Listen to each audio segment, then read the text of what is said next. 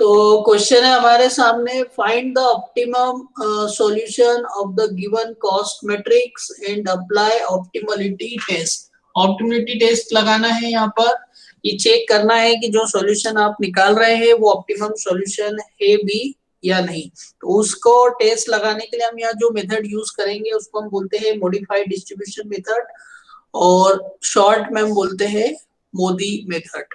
ठीक है, तो सबसे पहला काम तो हमें ये करना पड़ेगा कि इसका इनिशियल बेसिक फिजिबल सॉल्यूशन निकालना पड़ेगा, और वो जो इनिशियल बेसिक फिजिबल सॉल्यूशन आ रहा है उससे हमें ऑप्टिमलिटी टेस्ट लगाकर चेक करना रहेगा। तो सबसे पहले क्वेश्चन आपके सामने यहाँ है,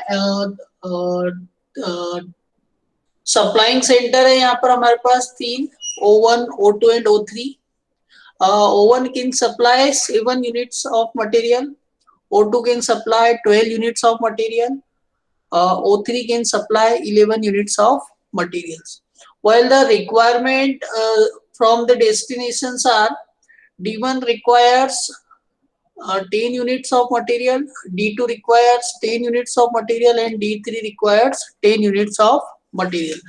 हमें ये करना है, इस तरीके से डिस्ट्रीब्यूशन करना है D1, D2, D3 सेंटर्स पे, ताकि जो टोटल कॉस्ट है उसको मिनिमाइज किया जा सके। तो सबसे पहले हमें इसका initial basic feasible solution find out करना रहेगा, और फिर चेक करना रहेगा कि जो इनिशियल बेसिक फिजिबल सॉल्यूशन आया है वो ऑप्टिमल है या नहीं है। ठीक है, तो स्टार्ट करते हैं। इस टाइप से आप सबसे पहले एक मैट्रिक्स बना लीजिएगा, जिसमें हमने अभी क्वेश्चन जो आपको दिया है और जो कॉस्ट मैट्रिक्स दी है उसको हमने यहाँ बना रखा है। अब करना क्या है इसमें हमें, यहाँ पर जो सॉल्यूशन हम निकाल रहे हैं वो कॉलम मिनिमा मेथड के थ्रू निकालने वाले हैं, और कॉलम मिनिमा मेथड के थ्रू जो सॉल्यूशन आएगा हम उसको ऑप्टिमम सॉल्यूशन है या नहीं इसके लिए टेस्ट करेंगे। तो जैसा आपको पता है, हमने पिछले लेक्चर्स में भी पढ़ा था, कॉलम मिनिमा मेथड हमने पढ़ी थी। तो उसके अकॉर्डिंग आप क्या करेंगे, सबसे पहले आपको फर्स्ट कॉलम देखना है, और फर्स्ट कॉलम में जो मिनिमम कॉस्ट है उसे देखना है। तो फर्स्ट कॉलम में हमें मिनिमम कॉस्ट दिख रही है 0। फिर 0 की जो रिक्वायरमेंट है वो कितनी है, 10 यूनिट्स की रिक्वायरमेंट है, और इसको सप्लाई कितने का किया जा सकता है, 12 यूनिट्स का सप्लाई किया जा सकता है। अगर 0 वाला जो कॉस्ट है उसकी रिक्वायरमेंट 10 यूनिट्स की है, डिमांड 10 यूनिट्स की है, और उसको 12 यूनिट सप्लाई किया जा सकता है, तो हम यहाँ पर इसे 10 यूनिट सप्लाई कर देते हैं। जो यूनिट हमने सप्लाई की है या जो एलोकेशन किया है उसको हमने एक सर्कल के फॉर्म में शो कर दिया है। अब जब इसकी डिमांड पूरी हो जाएगी तो यहाँ इसकी नेट डिमांड कितनी बचेगी, 0। अब 12 में से आपने 10 यूनिट सप्लाई कर दिया, तो यहाँ पर नेट सप्लाइंग क्वांटिटी कितनी बच जाएगी, 0। तो सॉरी, यहाँ बच जाएगी आपकी 2। तो नेट सप्लाइंग क्वांटिटी आपकी बच गई है 2। अब क्योंकि हम कॉलम मिनिमम मेथड लगा रहे हैं, फर्स्ट कॉलम की जो डिमांड थी, नेट डिमांड 10 थी, वो हम पूरी कंप्लीट कर चुके हैं, और कंप्लीट हो गए। तो अब हमें इस कॉलम में कोई भी सप्लाई नहीं करना। अब ये कॉलम हमारे लिए काम का नहीं है। आगे जो बचे हुए 2 कॉलम है D2 और D3। तो D2 की में जो देखते हैं हम, D2 में जो मिनिमम कॉस्ट एलिमेंट है वो है 1। इसका जो डिमांड है कितने का है, 10 का, और इसे सप्लाई किया जा सकता है 11 यूनिट्स का। तो जब आप इसको 11 यूनिट सप्लाई कर सकते हैं और इसकी डिमांड 10 है, तो आप क्या कीजिए, इसे 10 यूनिट्स पूरा ही सप्लाई कर दीजिए। जब आप इसका 10 यूनिट्स का डिमांड पूरा कंप्लीट कर देते हैं, तो यहाँ पर नेट डिमांड कितना रहेगा, 0 का रहेगा, और यहाँ पर नेट सप्लाई जो बचेगा वो रहेगा 1 यूनिट का। सेकंड कॉलम की भी जो डिमांड थी 10 यूनिट्स की, वो पूरी कंप्लीट हो चुकी है। अब हमें सेकंड कॉलम को भी नहीं देखना है। अब हम चलते हैं थर्ड कॉलम में। थर्ड कॉलम में देखेंगे स्मॉलेस्ट एलिमेंट कौन सा है। तो स्मॉलेस्ट कॉस्ट एलिमेंट है 2, जिसकी जो डिमांड है वो 10 की है, लेकिन उसे सप्लाई किया जा सकता है 2 यूनिट्स का। तो अगर 2 यूनिट्स का सप्लाई हम यहाँ पर कर सकते हैं, तो इस केस में हम यहाँ पर 2 यूनिट्स का सप्लाई कर देते हैं। ठीक है, 2 यूनिट सप्लाई करने के बाद जो सेकंड वाली रो है उसकी कैपेसिटी पूरी खत्म हो गई है। अब यहाँ पर इसकी कैपेसिटी है 0, सप्लाई कैपेसिटी बचती है 0, मतलब सेकंड रो के थ्रू आप कुछ भी सप्लाई नहीं हो पाएगा। नेक्स्ट थर्ड कॉलम में जब हमने यहाँ पर 2 यूनिट सप्लाई कर दी है तो नेट डिमांड इनकी बचती है 8 यूनिट की।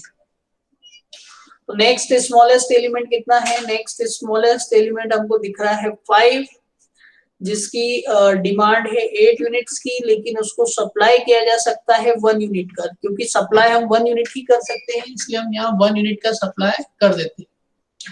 जब यहाँ 1 यूनिट का सप्लाई कर दिया जाएगा तो O3 के थ्रू जो सप्लाई किया जा सकता है वो नेट सप्लाई हो गया 0, और यहाँ पर अब नेट डिमांड हो जाएगी 7 की।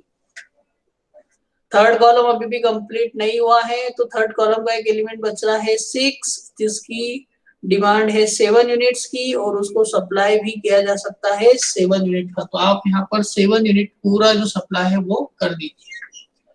यहाँ नेट सप्लाई डिमांड बच जाएगी 0 और नेट सप्लाई भी हो जाएगा 0। तो इस तरीके से आपने यहाँ पर अलोकेशंस कर दिए हैं, और अलोकेशन के थ्रू जो वैल्यूज आ रही है उससे हमें ये कैलकुलेट करना है कि इस केस में हमें कितना कॉस्ट लग रहा है। तो जो भी कॉस्ट वैल्यूज आ रही है हम उसे कैलकुलेट कर लेते हैं। आपको पता है कॉस्ट किस तरीके से कैलकुलेट करते हैं। तो टोटल कॉस्ट अगर आपको इस केस में कैलकुलेट करना है तो वो हो जाएगी 6 × 7 प्लस 0 × 10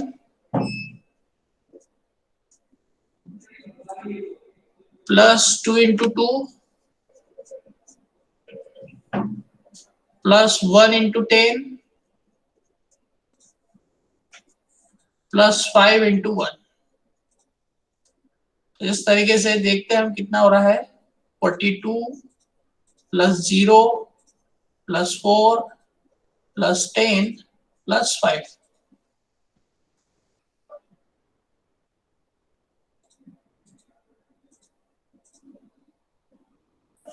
नेट डिमांड आ रहा है 61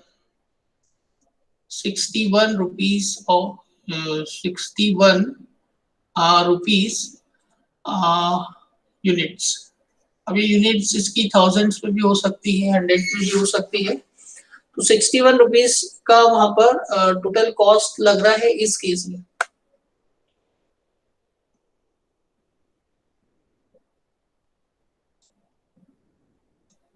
ठीक है, तो ये हुआ। अब हमें इसका ऑप्टिमलिटी टेस्ट करना है कि ये जो सॉल्यूशन हमने निकाला है वो सॉल्यूशन ऑप्टिमल सॉल्यूशन है या नहीं है। उसके लिए मैं साइड में स्टेप्स लिखते जाऊंगा, आप उसे भी नोट करते जाइएगा। तो फर्स्ट स्टेप जो हम यहाँ पर लगाएंगे, स्टेप 1 जो होगी, उसमें हमें क्या करना है। स्टेप 1 में हमें सबसे पहले चेक करना है कि जो सॉल्यूशन आ रहा है वो डीजनरेट है या नॉन डीजनरेट है। डीजनरेट सॉल्यूशन होना इसका मतलब ये रहता है कि आपने जो भी अलोकेशंस किए हैं वो प्रॉपर अलोकेशंस नहीं हुए हैं, और आपको जो रिजल्ट है वो ऑप्टिमम रिजल्ट नहीं मिल पाएगा, और वो रिपीटेशन कंटिन्यूअसली चलता रहता है। इसको चेक करने का जो तरीका है वो तरीका होता है कि जो नंबर ऑफ अलोकेशंस होना चाहिए that should be equal to m plus n minus 1 के। अब m कितना है यहाँ पर, आपके पास 3 रोज है, 3 कॉलम्स है, तो 3 + 3 - 1, तो नंबर ऑफ अलोकेशंस आपके 5 होना चाहिए। तो आप नंबर ऑफ अलोकेशंस यहाँ पे काउंट कर रहे हैं तो आ रहे हैं 1 2 3 4 5। तो नंबर ऑफ अलोकेशंस जो है वो m + n - 1 के इक्वल आ रहे हैं। तो यहाँ पर जो भी आपका सॉल्यूशन आ रहा है वो सॉल्यूशन कैसा है, नॉन डीजनरेट सॉल्यूशन। अब ये नॉन डीजनरेट सॉल्यूशन आ रहा है, इसका मतलब है कि जो रिजल्ट आपने निकाले हैं उससे आप ऑप्टिमम वैल्यूज भी फाइंड आउट कर सकते हैं। तो अब अगर आपको ऑप्टिमिटी करना है तो आपको सेकंड स्टेप फॉलो करना पड़ेगी, स्टेप 2। स्टेप 2 में आप क्या करेंगे, स्टेप 2 में आपको सबसे पहले देखना पड़ेगा, कॉस्ट चेक करना पड़ेगी। तो कॉस्ट आपको किसके लिए चेक करना है, जो भी अलोकेशन यहाँ पे हो चुके हैं, जिस जिस सेल का अलोकेशन हो चुका है उसके लिए हम कॉस्ट चेक करेंगे। तो कौन कौन से और जो कॉस्ट चेक करने के लिए हम फॉर्मूला यूज करेंगे, वो फॉर्मूला रहेगा आपके पास C I J is equal to U I plus V J, U I plus V J. अब सबसे पहले हमें कॉस्ट चेक करना है जिसमें भी आपने अलोकेशंस दे दिए। तो कहाँ कहाँ पर आपने अलोकेशंस किया है, आपने अलोकेशन दिया है सेल नंबर C13, आपने यहाँ पे अलोकेशन दिया है C13 में, मतलब फर्स्ट रो और थर्ड कॉलम। तो उसके लिए जब C13 की वैल्यू आप कैलकुलेट करेंगे तो आपको इनिशियल एक वैल्यू यहाँ पर यूआई और वीजे में से एक वैल्यू को 0 मानना पड़ेगा, क्योंकि नहीं तो उस केस में तीनों ही अननोन हो जाएंगे। तो आप यहाँ पर क्या कर सकते हैं, वीजे की जो वैल्यू है उसको आप 0 मान लीजिए। तो यहाँ लिखते हैं हम late V3 is equal to 0।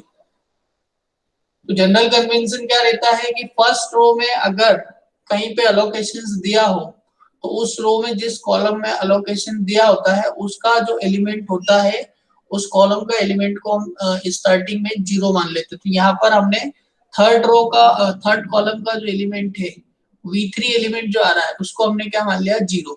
हम यहाँ लिखेंगे C13 is equal two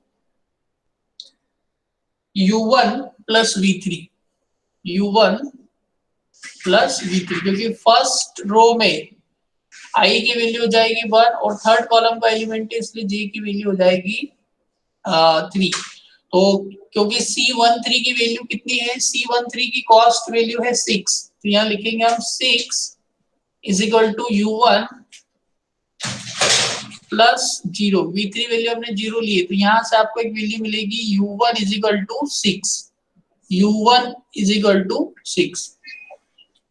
similarly आपको जो अलोकेशन आपने नेक्स्ट अलोकेशन दिया है, कॉलम V3 की वैल्यू हमने 0 मान रखी, तो अगला लोकेशन हम कौन सा चेक करते हैं, second row third column, that means C23। यहाँ पर U की वैल्यू हो जाएगी 2 और V3 की वैल्यू जो हो जाएगी 0 हो जाएगी। अब C23 की वैल्यू कितनी है, 2 है, तो C23 में कॉस्ट की वैल्यू हम देखेंगे कितना है 2, तो यहाँ रख देंगे 2। U2 वैल्यू हमें फाइंड आउट करना है तो यहाँ U2 ही लिखेंगे, और V3 क्योंकि हमने एज्यूम क्या है वो वैल्यू 0 है, विदाउट एज्यूम्पशन हम ये क्वेश्चन स्टार्ट नहीं कर पाते, इसलिए हमने V3 को 0 माना। यहाँ से आपको एक और वैल्यू मिलती है U2 is equal to U2 is equal to 2। Next allocation हम चेक करते हैं यहाँ पे, क्योंकि V3 हमारे पास 0 है तो इस एलोकेशन की वैल्यू भी हम इजीली निकाल पाएंगे। तो वो एलोकेशन कौन सा है, C33, C33, that means third row और थर्ड कॉलम। यहाँ पर U की वैल्यू भी 3 होगी और V की वैल्यू भी 3 होगी। C33 वैल्यू देखें अगर, तो C33 पे जो कॉस्ट वैल्यू दी है वो है 5, तो कॉस्ट की वैल्यू तो यहाँ पर आपको मिल जाएगी 5। U एलिमेंट जो है वो रहेगा U3 और V3 की वैल्यू 0 ही है, तो यहाँ से आप निकाल सकते हैं U3 is equal to 5। Next अगर हम देखें अगले एलिमेंट की बात करें तो नेक्स्ट आप यहाँ पे चेक कर सकते हैं, अगला एलिमेंट आ रहा है हमारा C32, C32। तो C32 में जब बात करेंगे तो यहाँ हो जाएगा U3 plus V2, U3 plus V2। तो C32 जो एलिमेंट है उसकी वैल्यू है 1, C32 एलिमेंट की वैल्यू है 1, और जब हम यहाँ पर वैल्यू 1 रखते हैं और U3 की वैल्यू हम ऑलरेडी फाइंड कर चुके हैं, U3 है 5, तो यहाँ से हमें V2 की वैल्यू मिल जाएगी। तो V2 will be equal to 1 minus 5, और 1 माइनस 5 जब करते हैं तो V2 की वैल्यू आपको मिलेगी -4। तो V2 की वैल्यू आप क्या आ रही है -4। ठीक है, तो V2 की वैल्यू आ गई है -4। नेक्स्ट आपको इसमें देखना है लास्ट जो अलोकेशन दिया है हमने वो यहाँ पर है अलोकेशन, मतलब ये आ रहा है आपका C21। C21 C21 में लिखेंगे हम U2 प्लस V1। तो U2 प्लस V1 जब हम इसे लिखते हैं तो C21 की वैल्यू हमारे पास है 0, U2 की वैल्यू ऑलरेडी फाइंड कर चुके हैं, वैल्यू है 2, और V1 जो है ये हमें फाइंड आउट करना है। तो यहां से V1 की वैल्यू आती है -2, तो V1 will be equal to -2। तो जो सेकंड स्टेप है, सेकंड स्टेप का फर्स्ट पार्ट होता है जिसमें कि आपने जो अलोकेटेड एलिमेंट्स है जिनको आपने अलोकेशंस दे रखा है उन एलिमेंट्स के लिए हम सबसे पहले कॉस्ट फाइंड आउट कर लेते हैं और उन कॉस्ट के थ्रू हम उनके यू और वी एलिमेंट जो है उसे फाइंड आउट कर लेते हैं। नेक्स्ट स्टेप जो रहेगी इसमें सेकंड स्टेप का ही सेकंड पार्ट जो रहेगा उसमें हमको चेक करना रहता है opportunity cost. Opportunity cost that means कि अगर आपने इन अलोकेशंस के बदले किसी और अलोकेशंस को और किसी पॉइंट पे अलोकेशंस दिए होते तब आपको कितना कॉस्ट वहां पर बियर करना पड़ता, तो उस केस में कितना कॉस्ट आपको लगता, वो चीज आपको यहाँ पर चेक करना रहेगी।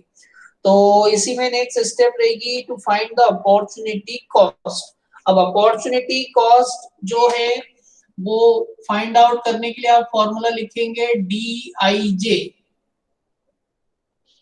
DIJ is equal to CIJ minus UI plus VJ, UI plus VJ। ये फॉर्मूला आपको यूज करना है और कहाँ पर यूज करना है, अनऑक्यूपाइड सेल्स के लिए। कहाँ पे लगाएंगे आप ये अनऑक्यूपाइड सेल्स के लिए आपको ये लगाना है और वहां पर चेक करना है कि अपॉर्चुनिटी कॉस्ट कितना आ रहा है। तो अपॉर्चुनिटी कॉस्ट आपको यहाँ पर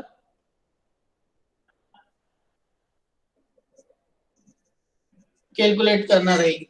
अब DIJ फाइंड आउट करते हैं हम, वन बाय वन देखते जाते हैं कि कहाँ पर अनऑक्यूपाइड सेल्स है। तो फर्स्ट वाली अनऑक्यूपाइड सेल है जो कि फर्स्ट रो और फर्स्ट कॉलम में आ रही है। तो फर्स्ट रो और फर्स्ट कॉलम में आ रही है तो इसको हमें नाम देना पड़ेगा D11, first row first column. तब यहाँ पर C की वैल्यू हो जाएगी C11 minus U1 plus B1, U1 plus B1, इस टाइप से आपकी वैल्यू बन जाएगी। तो रखते हैं और D11 की वैल्यू देखते हैं क्या आ रहा है D11। तो C11 जो हमने वैल्यू देखी है, C11 मतलब यहाँ पर जो कॉस्ट है, तो अभी कॉस्ट कितना है वहां पर 1 है, तो हम यहाँ लिख देते हैं 1 माइनस U1 प्लस B1। तो यहाँ पर जो U1 की वैल्यू है वो है 6 और V1 की वैल्यू है -2। तो 6 और -2 सॉल्व करते हैं, 6 - 2 हो जाएगा 4 और 1 - 4 करेंगे तो ये वैल्यू हो जाएगी 1 - 4 करेंगे तो वैल्यू मिलेगी -3। तो यहाँ से हमको मिलेगा D11 is equal to -3, D11 is equal to -3। ठीक है, नेक्स्ट आपको इसमें अगला चेक करना अनऑक्यूपाइड कौन सा। नेक्स्ट अनऑक्यूपाइड आ रहा है फर्स्ट रो सेकंड कॉलम में, जिसे हम नाम देंगे D12। तो D12 कितना होगा, वो होगा C12 minus U1 plus V2। सो C12 की वैल्यू है, C12 एलिमेंट है 2 माइनस U1 एलिमेंट है 6, तो U1 एलिमेंट लिख दिया हमने 6 प्लस V2 कितना है, V2 है -4, तो V2 लिखा हमने यहाँ पर -4। Again 6 - 4 will be equal to 2 and 2 - 2 will be 0, तो D12 की वैल्यू आपको मिलेगी 0। ठीक है, नेक्स्ट और आगे बढ़ते हैं। तो नेक्स्ट आपको दिखता है अनऑक्यूपाइड वाला जो है वो है second row second column, that means D22।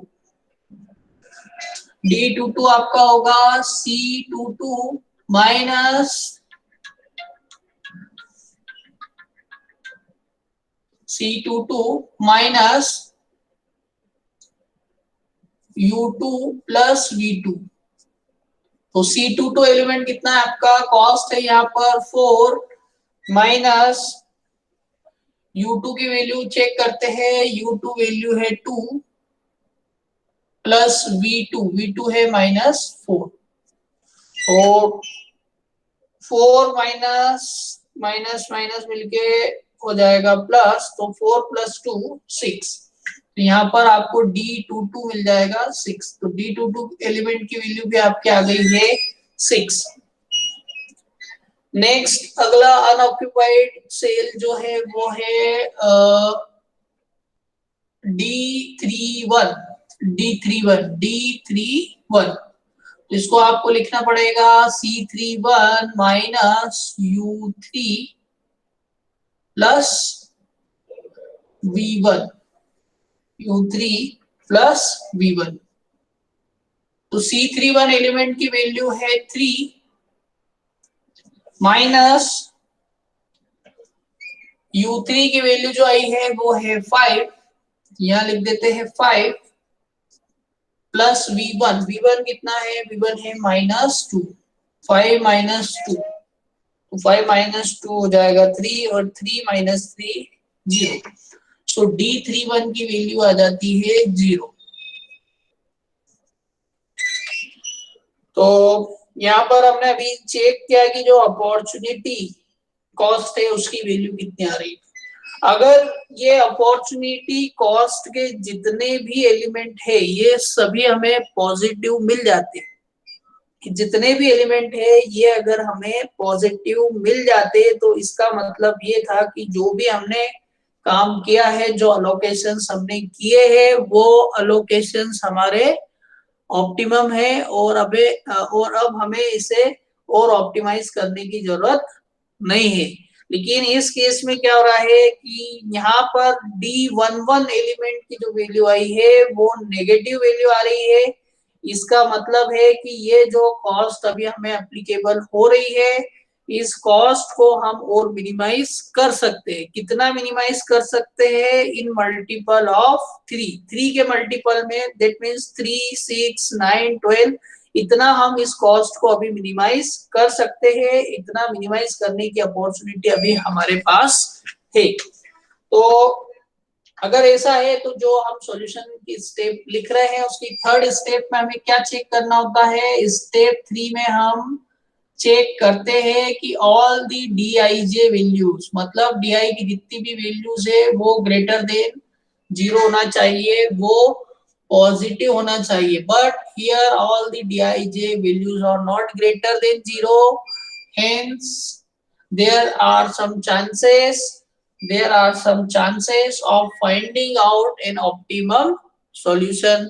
अगर ऑप्टिमम सॉल्यूशन फाइंड करने के चांस है तब हम कहां पर जाएंगे, तब हम जाएंगे स्टेप 4 की तरफ। और स्टेप 4 के लिए हमें एक बार फिर से नया एक मैट्रिक्स बनाना पड़ेगा, और उस मैट्रिक्स में को बोर्ड पे मैं बना रहा हूँ, आप भी साथ साथ में बनाइएगा और उसमें कुछ नई चीजें ऐड करना है वो ऐड करते जाइएगा। तो यहाँ पर जो हमने क्वेश्चन स्टार्टिंग में लिया था मैं इसी में उस नए मैट्रिक्स को ऐड कर देता हूँ। आपको क्या करना है, आप उसके साथ में लिखते जाइए। फिर से आप ये मैट्रिक्स बनाइए और इसके साथ जो वैल्यूज मैं ऐड कर रहा हूँ उसे भी लिख लीजिए उसमें। अब आपको यहाँ पर एक सप्लाई के साथ में आपको एक नया कॉलम ऐड करना पड़ेगा जिसको हम बोलेंगे UI, और डिमांड के साथ आपको एक नई रो ऐड करना पड़ेगी VJ। DI और VJ, UI और VJ।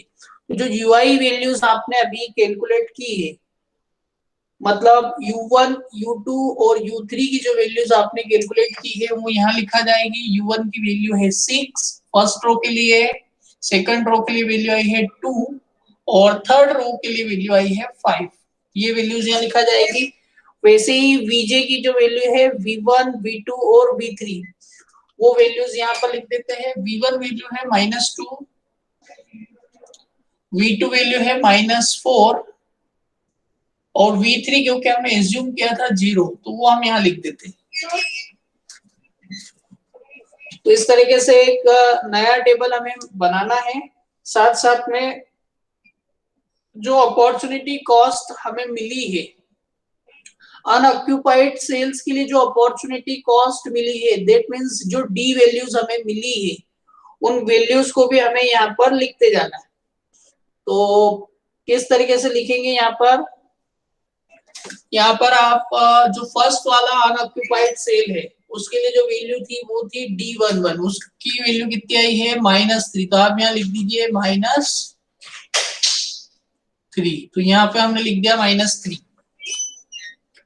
ठीक है, ध्यान से जैसे मैं कर रहा हूँ वैसे आप उसको करते जाइएगा। उसके पहले जो हमने अलोकेशंस दिए थे, मैं वो अलोकेशंस को भी लिख देता हूँ। अलोकेशन जो हो चुके हैं, फर्स्ट रो में अलोकेशन था 6, 7। अलोकेशन वैल्यू जो है उसको मैं सर्कल के साथ लिख रहा हूँ। यहाँ पर वैल्यू है 0, 10, तो इसको लिख दीजिए 0, 10, सर्कल के अंदर 10 लिख दिया। सेम यहाँ पर आ जाएगा आपका 2, 2, सर्कल के अंदर लिख दीजिए इसको भी। फिर 1, 10, 1, 10 एंड 5, 1, 1, 2, 3, 4, 5। तो पांचवा लोकेशंस भी आपने जो किए हैं वो लिख दीजिए इसमें। फिर आपको लिखना है जो भी DIJ वैल्यूज अनऑक्यूपाइड सेल्स के लिए आई। तो फर्स्ट अनऑक्यूपाइड सेल यहाँ पर थी D11। अब इस D11 की जो वैल्यू आई है वो है -3, तो आप यहाँ लिख दीजिए। सेकंड वाली जो वैल्यू है अनऑक्यूपाइड सेल है D12, तो D12 वाली सेल के लिए जो वैल्यू आई है 0, तो यहाँ पर इसके साथ में हम 0 लिख देते हैं। नेक्स्ट जो अनऑक्यूपाइड सेल है वो आपको मिल रही है 4 वाली, दैट मींस D22। तो D22 की वैल्यू कितनी है 6 है, तो यहाँ 4 के साथ में 6 लिख दीजिए।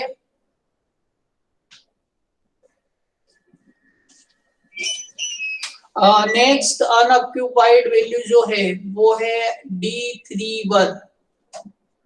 D31, तो D31 की वैल्यू कितनी आई है, D31 की वैल्यू आई है 0 और वो 3 के साथ है, तो यहाँ पर आप लिख दीजिए 0। ठीक है, अब यहाँ से हम स्टेप नंबर 5 स्टार्ट कर रहे हैं। अब क्योंकि ये जो सारी वैल्यूज जो मैं लिख चुका हूँ, मैंने रब कर रहा हूँ, जब मुझे जरूरत होगी मैं आप लोगों से पूछूं, आप मुझे बताइएगा। ये सारी वैल्यूज जो है मैं इसे रब कर रहा हूँ और हम चलते हैं स्टेप नंबर 4 की तरफ। स्टेप 4 में हमें क्या करना है,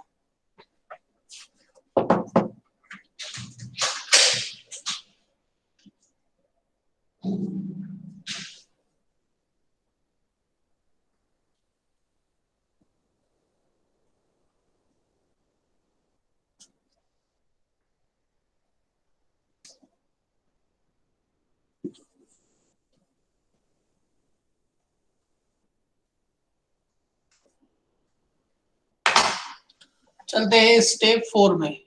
स्टेप नंबर 4, स्टेप 4 में आपको जो करना है, एक लूप बनाना रहता है हमें। लूप बनाने के लिए हम देखते हैं कि सबसे negative, largest negative opportunity cost कहाँ पे मिल रहा है।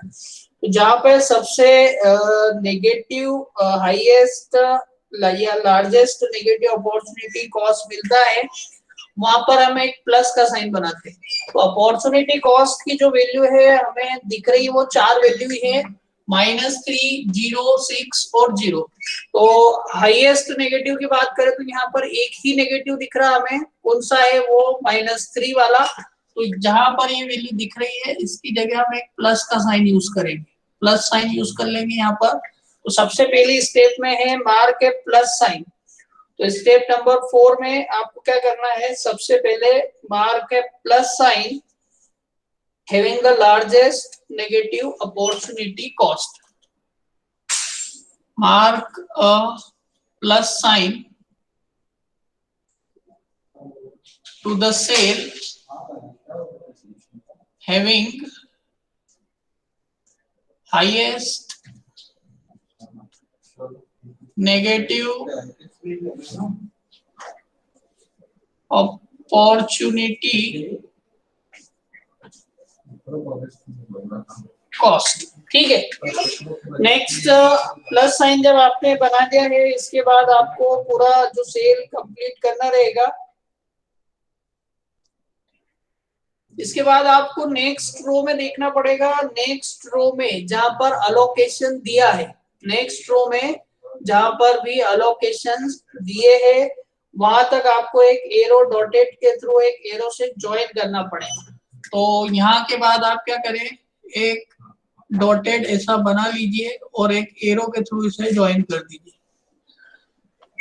तो सबसे पहले नेगेटिव वैल्यू देखना है, उस नेगेटिव वैल्यू के जस्ट क्लोज में, जस्ट पास में जो भी अलोकेशन हमें दिया है, उस एरो को उस साइड ले जाना है। उसके बाद सेकंड रो पे पहुंच गए हम, मतलब एलिमेंट नंबर 2 1 पर हम पहुंच चुके हैं। अब 2 1 से आपको फिर से एक टर्न लेना है एंटी क्लॉकवाइज डायरेक्शन में। नेक्स्ट जो असाइनमेंट आपने दिया है, नेक्स्ट जो वैल्यू आपने असाइन कर रखी है, आपको उधर तक चलना है। ये वैल्यू आपकी कितनी है, यहाँ पर 2 लिखा हुआ है, थोड़ा सा लिख देते हैं फिर से। ठीक है, तो नेक्स्ट जो आपने अलॉटमेंट दिया है उसकी तरफ बढ़ेंगे हम। डॉटेड लाइन से यहाँ पर एक एरो बना देंगे। ठीक है, अब आपको ध्यान रखना है कि आपने प्लस से जब स्टार्ट किया था, तो प्लस करेंगे तो नेक्स्ट अलोकेशन के वहां पर आपको नेगेटिव साइन बनाना है, और उसके बाद अगला जो एलोकेशन आएगा वहां पर फिर से एक प्लस का साइन बनाना है। नेक्स्ट अगला एलोकेशन जो हमने दिया है वो ऊपर की तरफ है 7, तो यहाँ से ऊपर की तरफ फिर से हम एक टर्न लेंगे, और यहाँ प्लस दिया है तो इसको हम कैसा साइन देंगे, नेगेटिव का, और इसे फिर से इनिशियल वाला जो है उसके साथ ज्वाइन कर लेंगे। तो आप 1 से चले, 0 पे आए, फिर नेक्स्ट 2 पे गए, फिर 6 पे गए। इस तरीके से आपने एक क्लोज लूप कंप्लीट कर लिया है। तो इसी में एक स्टेप लिख लेते हैं, क्लोज लूप आपको कंप्लीट करना है। क्लोज लूप बना लीजिए, अल्टरनेटली प्लस माइनस साइन देते जाना है। जहां पर हाईएस्ट नेगेटिव वैल्यू मिल रही है वहां से स्टार्ट करना है, और नेक्स्ट अगला जो अलोकेशन जहां पर आपने किया है, जहां पर आपने इससे वैल्यू असाइन की है वहां पर आना है, फिर उसे नेगेटिव देना है। इसके बाद जो नेक्स्ट अलोकेशन सेम रो में देखना है, फिर तो इसी रो में अगला अलोकेशन जो है वो 2 पे जा रहा है, और वहां यहाँ नेगेटिव दिया है, फिर अगले में पॉजिटिव देंगे, फिर नेगेटिव और पॉजिटिव। तो इस तरीके से ये क्लोज लूप हमको कंप्लीट करना है। तो ये आपकी रहेगी स्टेप नंबर 4। फिर स्टेप नंबर 5 पर आपको देखना है कि नेगेटिव वैल्यूज और पॉजिटिव वैल्यूज कहाँ पर आपने असाइन की। तो नेगेटिव एक इधर 0 आ रहा है, और एक नेगेटिव ऊपर की तरफ 7 पे आ रहा है।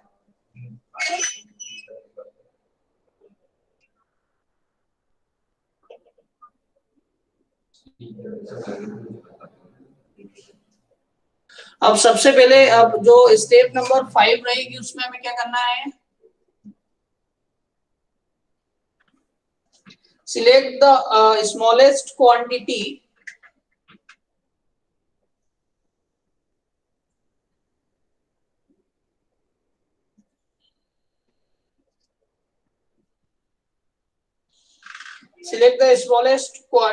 amongst the cells on the corner.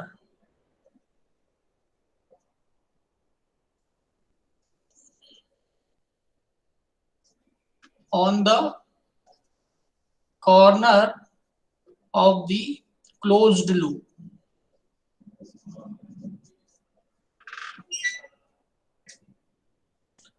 अब ये कौन सी वैल्यू देखना है, marked with negative sign, marked with negative sign, marked with negative sign. अब नेगेटिव साइन पे जो वैल्यू है, असाइन की गई वैल्यू है, उसमें लोएस्ट वैल्यू आपको चेक करना है।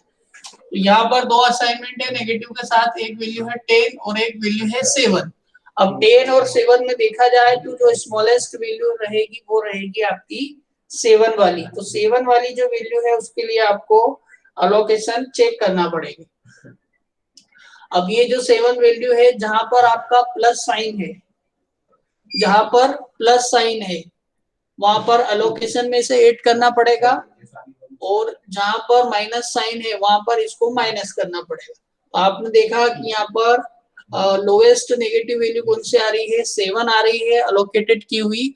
उस 7 को आपको जहां प्लस साइन लिखा है उस जगह पर अलोकेट करना पड़ेगा, और जहां पर नेगेटिव है वहां से उसे माइनस करना पड़ेगा। तो अगर इस तरीके से हम करके देखते हैं तो इसका जो अलोकेशन रहेगा वो, उसके लिए आपको एक नई टेबल फिर से बनाना पड़ेगी। तो मैं टेबल बना रहा हूँ फिर से।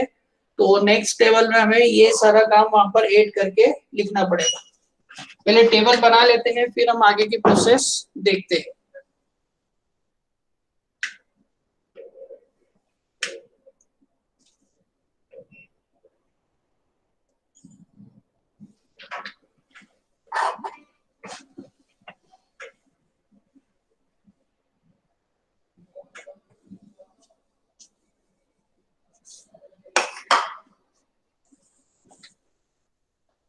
नेक्स्ट टेबल जो फाइनल हमें अभी बनाना है, वहां पर एलिमेंट रहेंगे हमारे O1 O2 O3, O1 O2 O3, इधर डेस्टिनेशन D1 और D2 D3।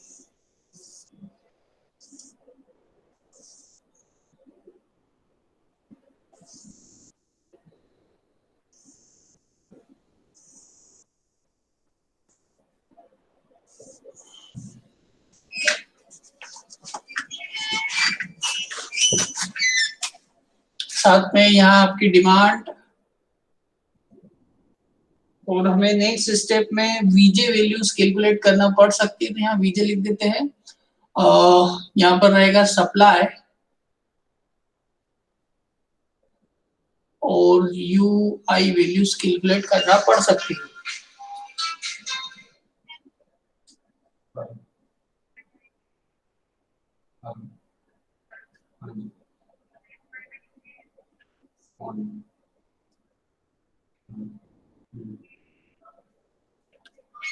तो सबसे पहले हमने जो स्टेप नंबर 5 में देखा, उसमें आपको देखना है कि नेगेटिव साइन वाली वैल्यूज पे अलोकेशंस कौन कौन से है। तो वो अलोकेशन कौन कौन से है, 10 और 7 का। ये जो 7 वैल्यू है उसको हमें अनऑक्यूपाइड वाली सेल जो है, इस रो में जो अनऑक्यूपाइड सेल है वहां पर हमें ये वैल्यू असाइन करना पड़ेगी। तो यहाँ पे जो हमें कॉस्ट मिल रहा है वो कॉस्ट है 1, और यहाँ पे जो हम अलोकेशन वैल्यू अलॉट कर रहे हैं, तो 7 जो वैल्यू यहाँ लिखी हुई है उसे यहाँ अलोकेट करने की बजाय हम इस जगह पर अलोकेट कर देते हैं जहाँ पर नेगेटिव वैल्यू थी। यहाँ -3 था, तो इस कॉस्ट की जगह हम इस 7 को अलोकेट कर देते हैं। अब क्योंकि इसकी फिजिबिलिटी हमें बनाए रखना है ताकि टोटल जो नेट सप्लाई है, यहाँ पर नेट सप्लाई कितने का था, यहाँ पर नेट सप्लाई हम 7, 12 और 11 का कर सकते हैं। इधर जो सप्लाई हम कर सकते हैं वो है 10, डिमांड है 10, 10 और 10 की। तो नेक्स्ट जो यहाँ से जब हमने सप्लाई 7 का कर दिया है, तो अब इस रो में हम और कोई सप्लाई नहीं कर सकते हैं। यहाँ पर सप्लाई की वैल्यू 0 हो जाएगी।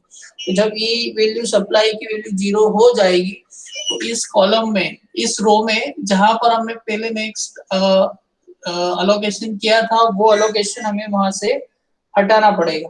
तो वैल्यूज लिख देते हैं। इस रो की वैल्यू है हमारे पास, कॉस्ट है 2 and 6।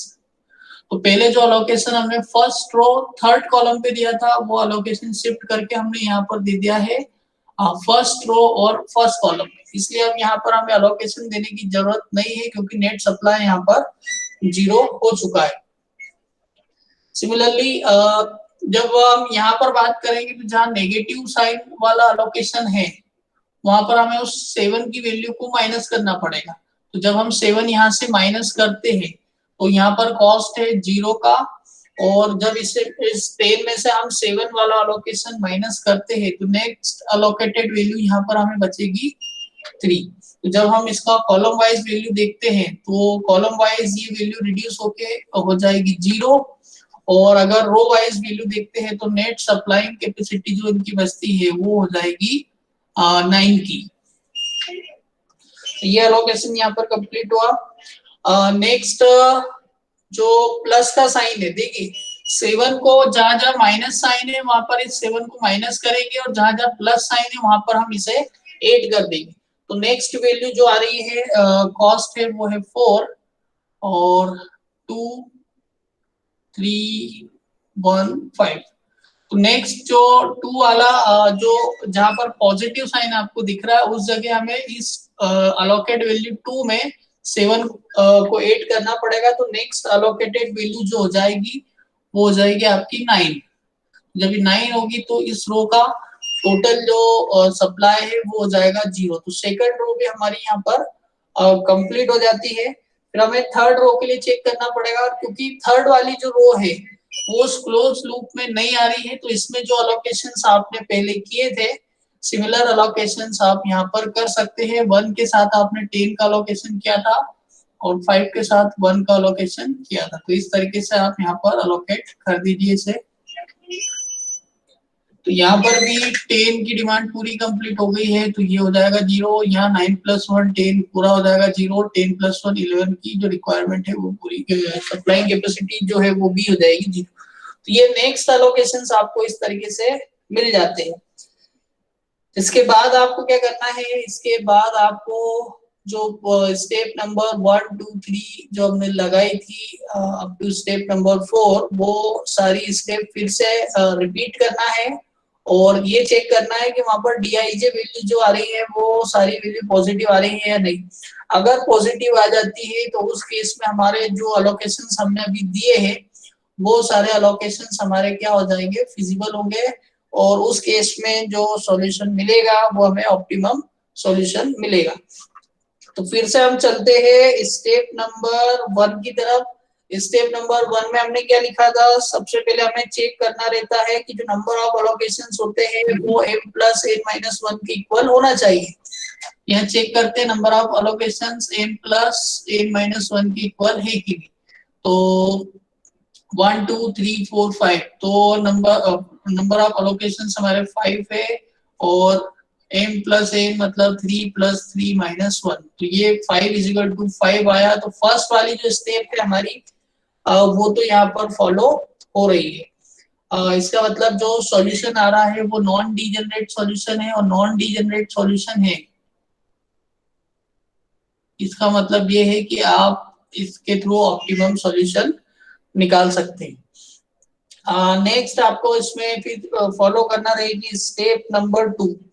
स्टेप नंबर 2 मतलब जो आपने अलोकेटेड वैल्यूज दे रखी है उसके लिए आपको कॉस्ट जो है ऑक्यूपाइड सेल्स की जो कॉस्ट है वो आपको फाइंड आउट करना रहेगा।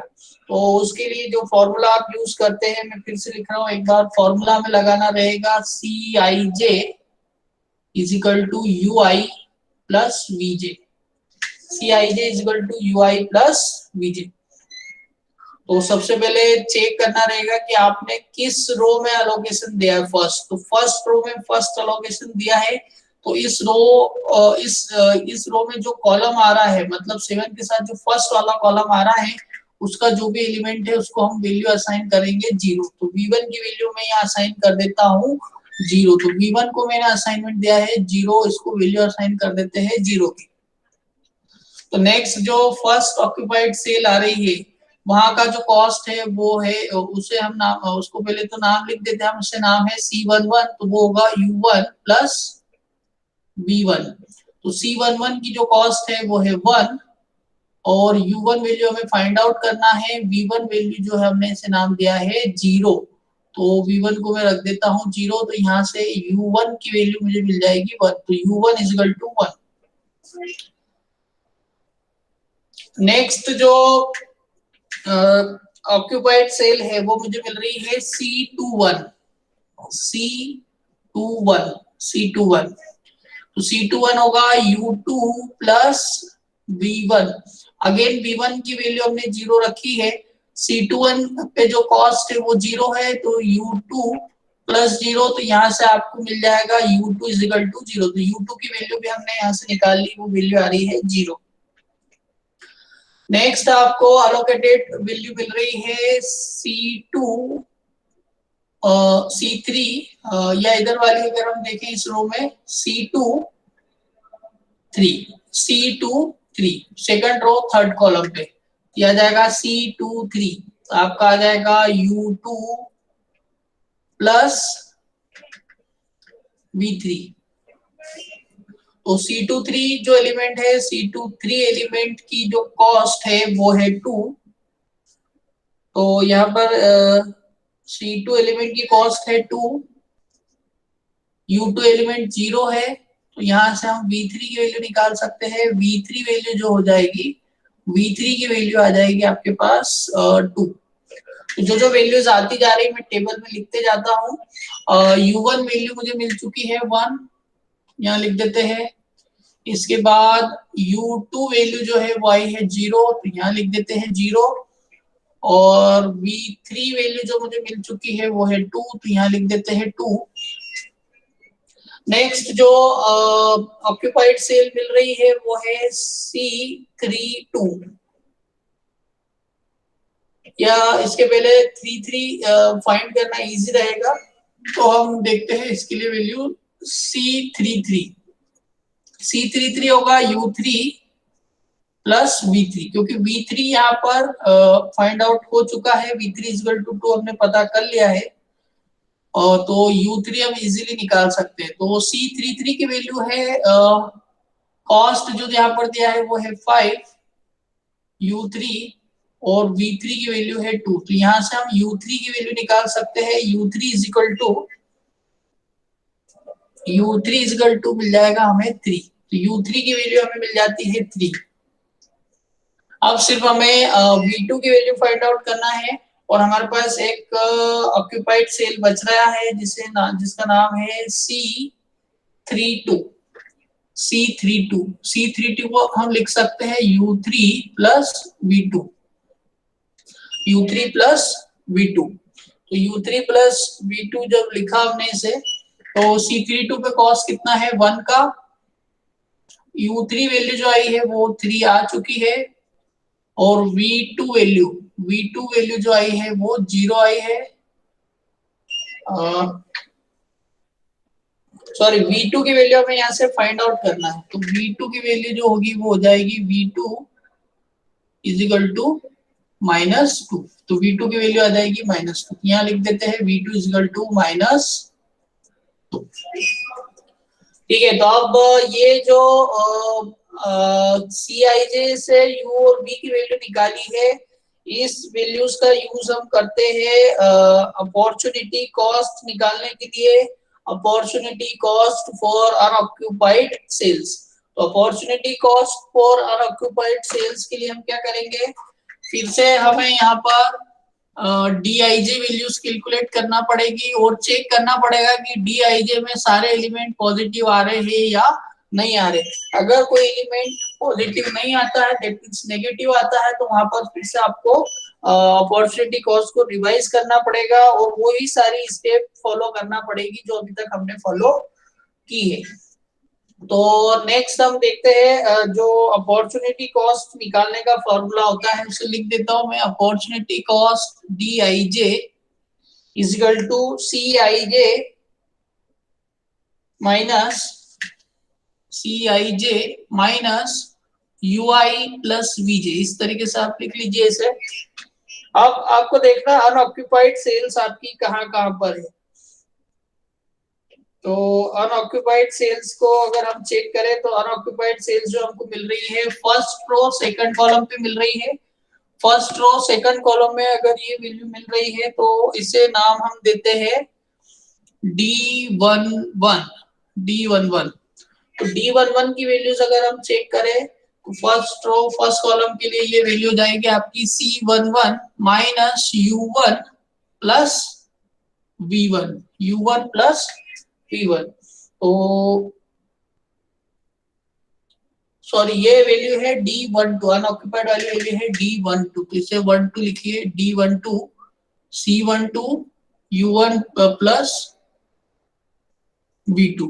तो C12 एलिमेंट देखते हैं, यहाँ पर कॉस्ट है C12 की 2 minus U1 plus V2, U1 plus V2, तो U1 की वैल्यू है 1 और V2 की वैल्यू है -2, तो 1 - 2, 1 - 2, तो जब 1 - 2 करेंगे तो यहाँ से D12 की वैल्यू आपको जो मिलेगी वो वैल्यू हो जाएगी 3, ये वैल्यू आपकी मिल जाएगी 3, जो कि पॉजिटिव आ रही है। नेक्स्ट आप निकालेंगे D13 अनऑक्यूपाइड, नेक्स्ट है D13 के लिए जब चेक करेंगे तो D13 की वैल्यू आपको मिलेगी C13 minus U1 plus V3, तो C13 एलिमेंट है, कॉस्ट है 6 माइनस U1, तो U1 की वैल्यू आपने निकाली है 1 माइनस V3 की वैल्यू है 2, तो 1 - 2 -1 माइनस माइनस प्लस 6 प्लस 1, ये हो जाएगा 7। तो ये वैल्यू जो आ रही है आपकी D13 की, V3 वैल्यू जो है, सॉरी V3 की वैल्यू यहाँ पे पॉजिटिव है, तो पॉजिटिव करेंगे तो आएगा 6 - 3 3, ये वैल्यू हो जाएगी आपकी 3, ये भी पॉजिटिव वैल्यू है। नेक्स्ट आपका अनऑक्यूपाइड आ रहा है D22, तो D22 को लिखेंगे हम C22 minus U2 plus V2, तो C22 जो कॉस्ट है वो है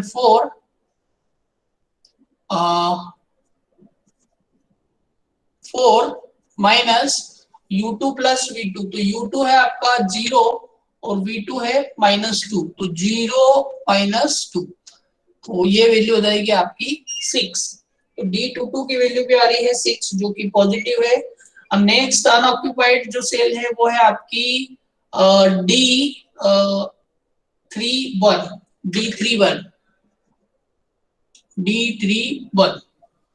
तो D31 वैल्यू को हम चेक करते हैं, ये हो जाएगा आपका C31 minus U3 plus V1, यहाँ पर जो कॉस्ट है वो है 3 माइनस U3 आपका है 3 और V1 है 0, तो 3 प्लस 0, 3 - 3, ये वैल्यू हो जाएगी आपकी 0। तो जब Dij वैल्यू की वैल्यूज देखते हैं तो all the Dij values are greater than 0, greater than or equal to 0, सो यहाँ पर जो आपका सॉल्यूशन मिल रहा है वो ऑप्टिमम सॉल्यूशन है, आपको आगे और कोई प्रोसेस करने की जरूरत नहीं है, आपका यहाँ से जो सॉल्यूशन आ रहा है वो ऑप्टिमम सॉल्यूशन आएगा। अब इसके लिए कॉस्ट चेक कर लेते हैं, यहाँ पर टोटल कॉस्ट आपका कितना बन रहा है, तो टोटल कॉस्ट इस केस में कितना होगा, 7 × 1 प्लस 0 × 3 प्लस 2 × 9 प्लस 1 × 10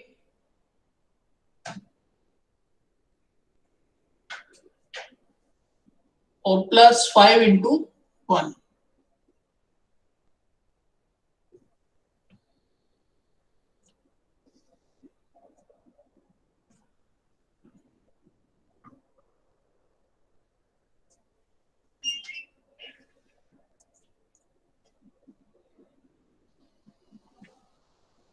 तो ये टोटल कॉस्ट को कैलकुलेट करने पे आ रहा है आपका 40 रुपीज का, जो कि पिछले केस में कॉस्ट आपको मिल रहा था 61 रुपीज। तो इस केस में जो कॉस्ट आपको मिला है ऑप्टिमम करने के बाद जो आपको कॉस्ट मिला है वो कॉस्ट आपका विदाउट ऑप्टिमाइजेशन वाला जो कॉस्ट था उसके कंपैरिजन में काफी कम है। तो अगर इस तरीके से हम अगर अलोकेशंस करेंगे, इस तरीके से हम डिस्ट्रीब्यूशन करते हैं, तो यहाँ पे जो कॉस्ट है वो आपको काफी कम मिल रहा है। 61 के कंपैरिजन में आपको सिर्फ यहाँ पर 40 ही पे करना पड़ेगा टोटल ट्रांसपोर्टेशन में।